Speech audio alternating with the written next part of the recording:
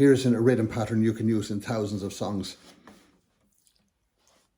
Today we're looking at it for a cover of Leaving on a Jet Plane.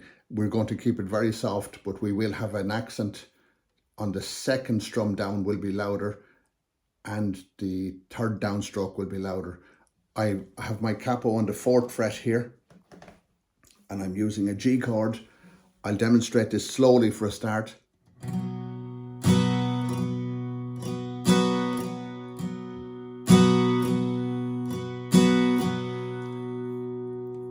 There's 2 louder downstrokes in that.